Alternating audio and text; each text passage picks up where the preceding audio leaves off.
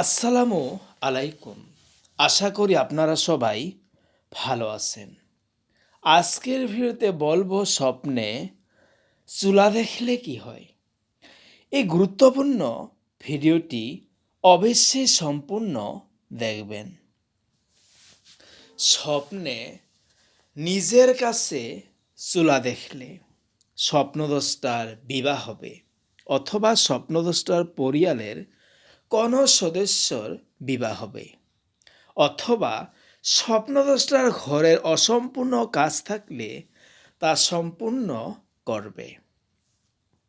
স্বপ্নে যদি কোনো মহিলা চুলা ভেঙে যেতে দেখে তাহলে ওই ঘরের মালিকের মৃত্যু হবে। স্বপ্নে চুলায় ধোয়া ছাড়া আগুন দেখলে স্বপ্নদ্রষ্টা হজে যাবে। স্বপ্নে নতুন চুলা দেখলে স্বপ্নদ্রষ্টার আর্থিক লাভ হবে। যে কোনো স্বপ্নের তাবিজ জানতে চাইলে অবশ্যই কমেন্ট করবেন। খারাপ স্বপ্ন দেখলে অবশ্যই দান খয়রাত করবেন। ভিডিও এইখানেই। আল্লাহ হাফেজ।